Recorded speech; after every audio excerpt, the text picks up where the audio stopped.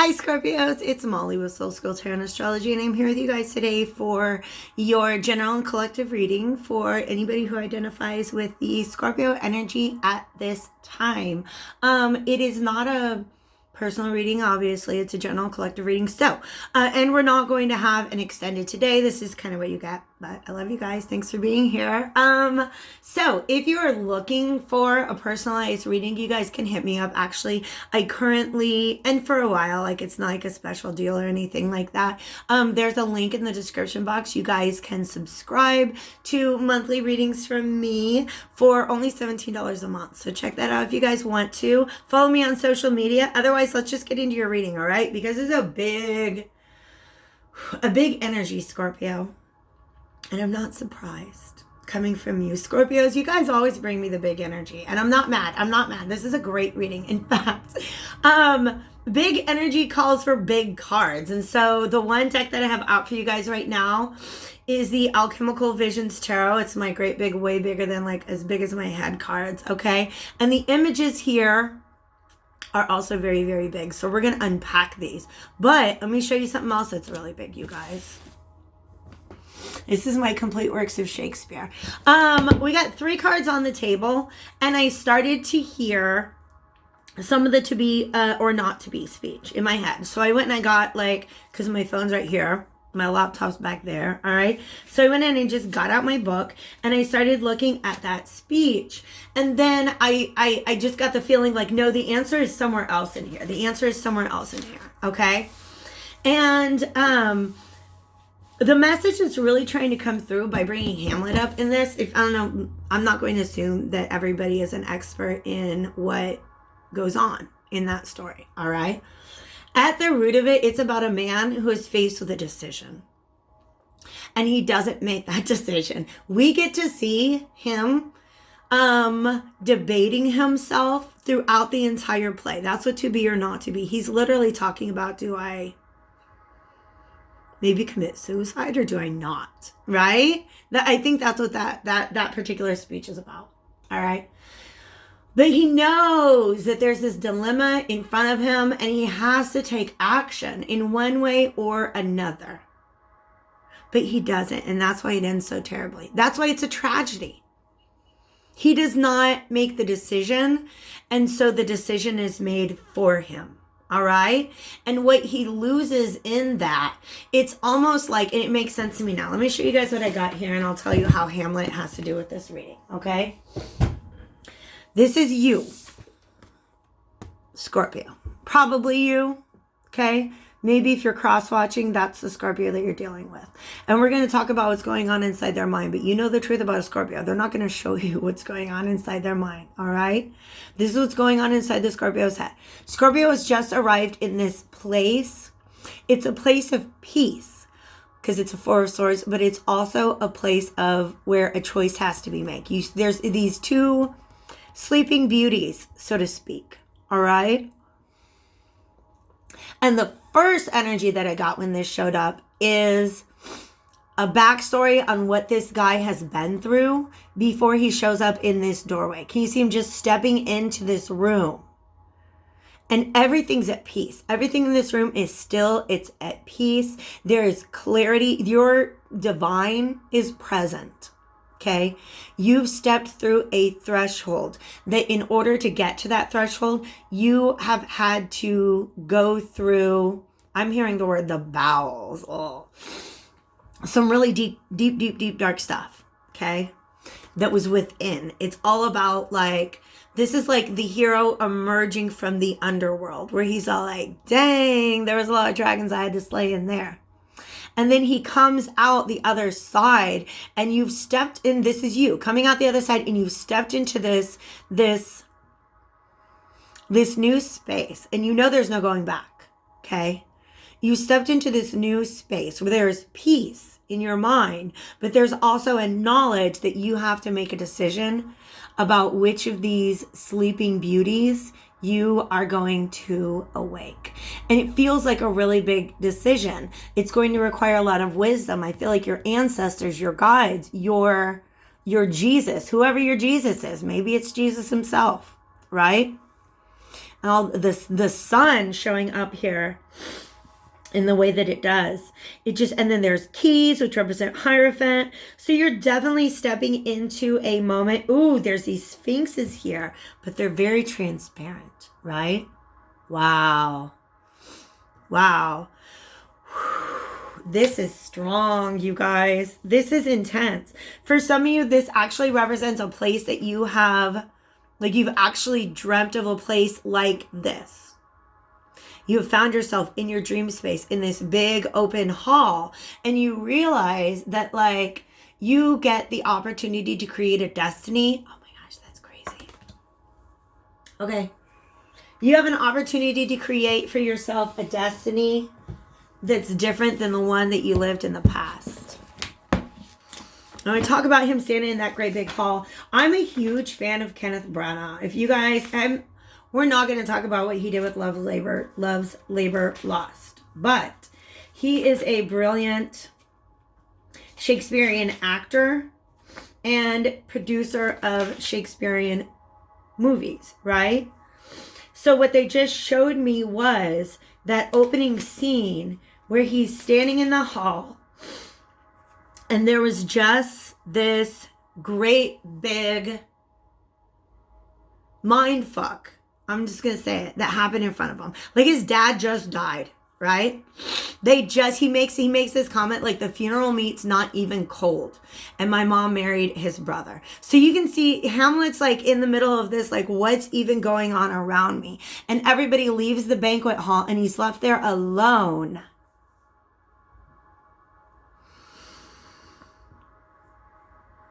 I got to read this. It's the last line of this speech, but break my heart, for I must hold my tongue. All right.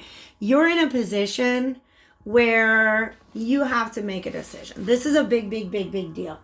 And you don't like both things. I'm going to tell you, spoiler alert. I have a bias that's coming through in the reading. So I'm going to save that spoiler. Both things are threes. They're showing up as threes. Threes are things that have a tremendous amount of potential for growth. So whichever thing you choose, there's going to be tremendous growth. Just know that, okay? Unless you don't choose at all. That's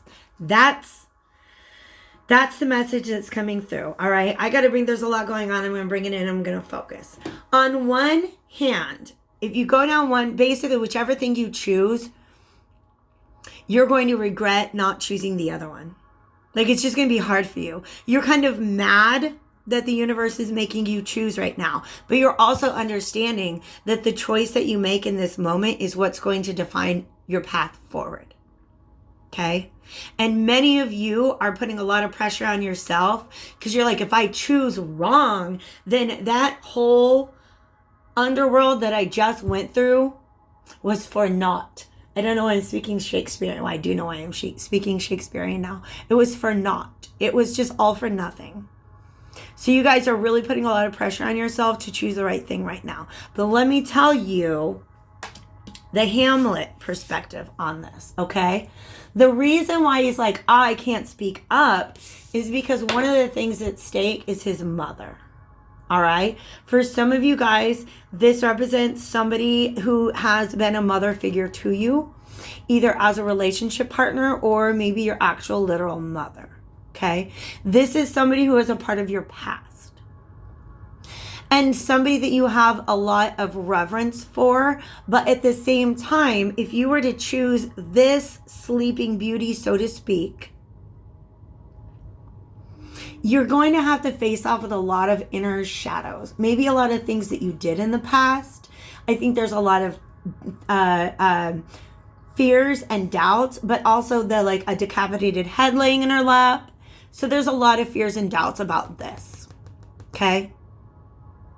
This is the thing you know. But there's a lot of uncertainty that surrounds it. This is the thing that you know if you chose this thing, you would have the Empress. You would have an eternal source of nourishment and abundance. But you also have to confront a lot of these inner fears in order to go down that path.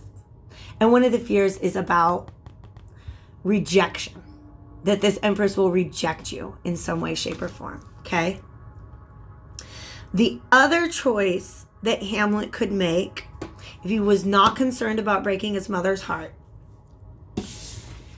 is to take what is his by birthright. Meaning, in this play, his uncle just stole his throne. And he's like, I kind of want to take it back, but I'd really make my mom mad, right? Right? So, the mom here represents somebody who, or a situation that you're very fond of, the situation that is the reason why you made it through the underworld. Okay? It motivated you to get through that. All right? This is the whole reason for this reading. But the other choice, the other Sleeping Beauty that you could awake is your future.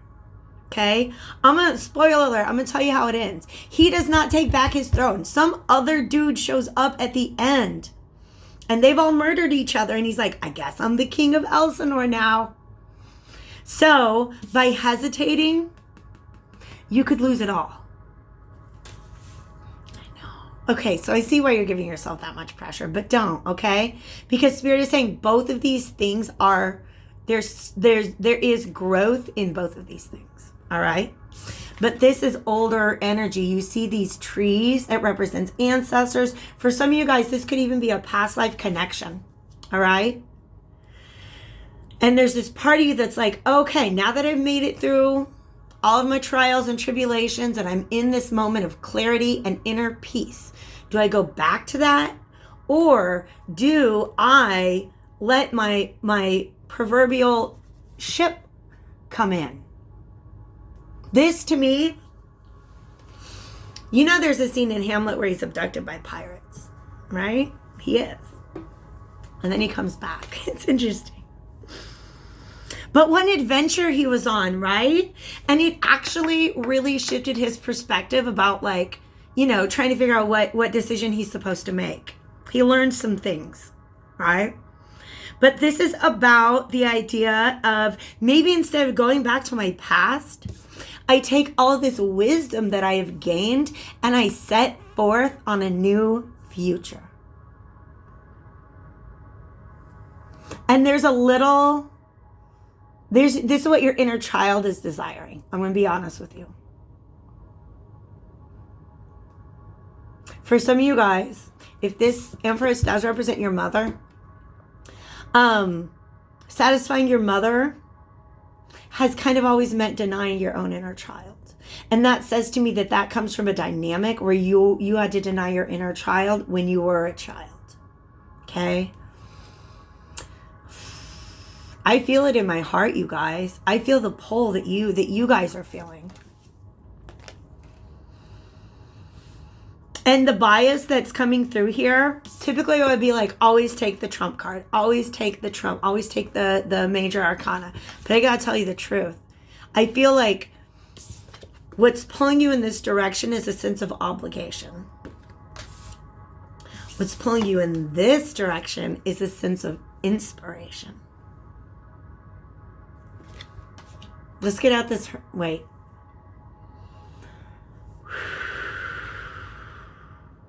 I was thinking that it was going to be the Hermetic. Yes, it's going to be the Hermetic Tarot. Because those came out in place of your Oracle card. What is this?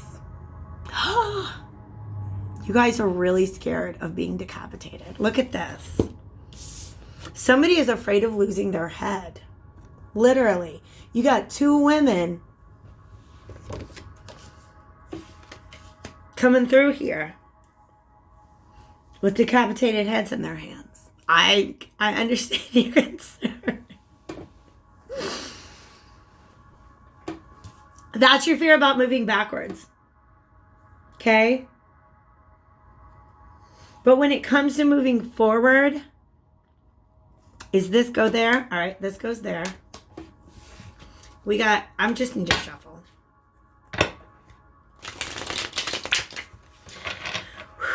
For some of you guys, this is an energy of what set you off on this journey through the underworld, where you had to slay all your dragons and deal with your ego and stuff like that, was the swing of this Queen's sword. In other words, the decapitation. This might have been somebody who cut you off in the past, but it also just could be somebody. Ooh, I got chills.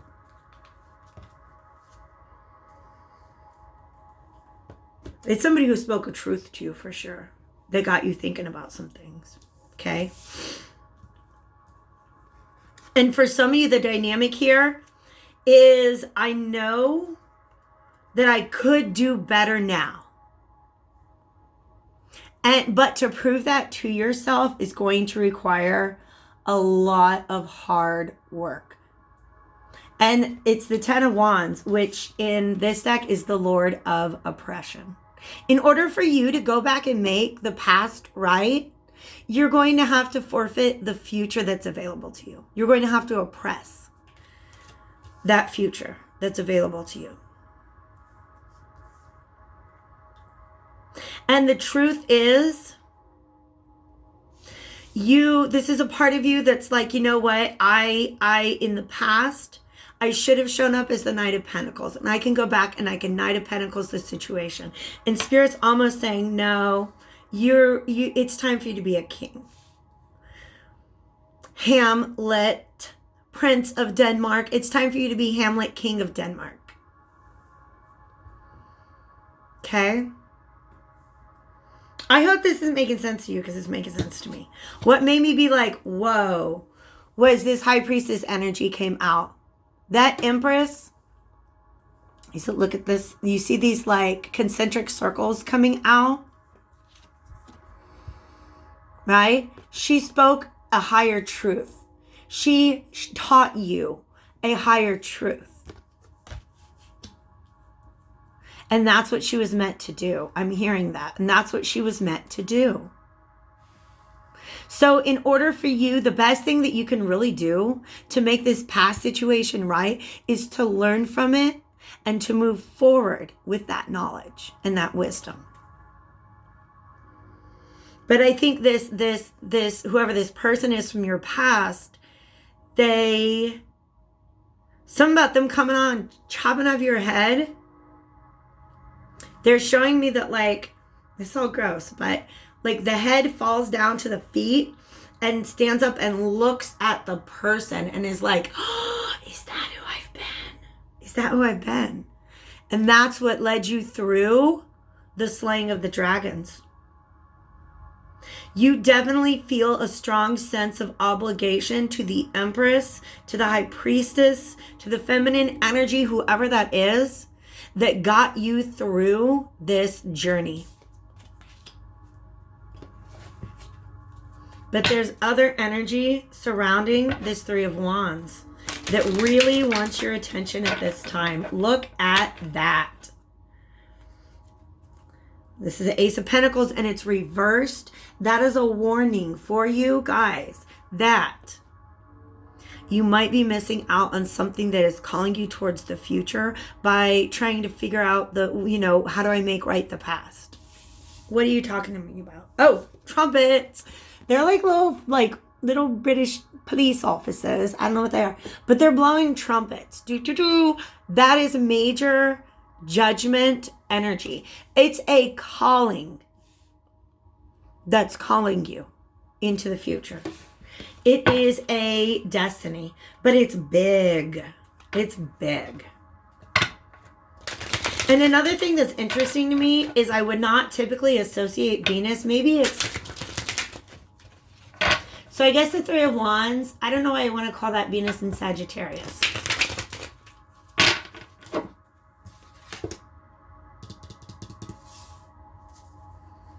But Venus is here. Okay? And Venus is the Empress as well, all right? So both paths represent love to you. But I do think that the way this is kind of popping up almost like a light bulb above his head, is there's some sort of intuitive knowing that something new is coming in. And I think you guys might hesitate to meet it because of this sense that the past has not been wrapped up yet. Okay? So, we'll get you some advice.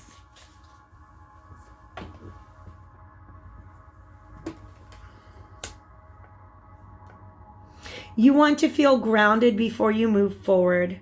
That's the deal. That's what's keeping you from, like I said, it's a sense of obligation that's pulling you towards one option, and a sense of inspiration, like some sort of spark has been lit in you, and I don't even think you fully understand it. You just know that it's calling you in a new direction. But you're digging your heels in, because we got the Knight of Wands and the Eight of Wands coming up next. These, other than like the Tower, which was on the bottom of the deck, is it still? Are the fastest moving cards in the deck. They're both just this really fast, rushing, moving forward energy. And do you remember? I said because you're focused on trying to go back to something in the past and showing up as the Knight of Pentacles. We don't realize the situation is calling for you to be the King of Pentacles. Okay? And that's why this energy, this is the King of Pentacles. And the reason why he came out reverse is because you're not seeing that this is where you're being called towards right now. Okay? It's some stubbornness, Scorpio. It's that fixed energy. Okay? Fixed energy. Aquarius is a fixed energy. And even though these are timeless readings, like half of the sky is in Aquarius right now. Okay? I'm going to ignore these reversals that are in this deck. This is my Wisdom of the Hidden Realms. It is an archetypes deck, which means Spirit wants to talk to you about the kind of energy that they would like to see you cultivate in yourself at this time in order to best deal with this situation.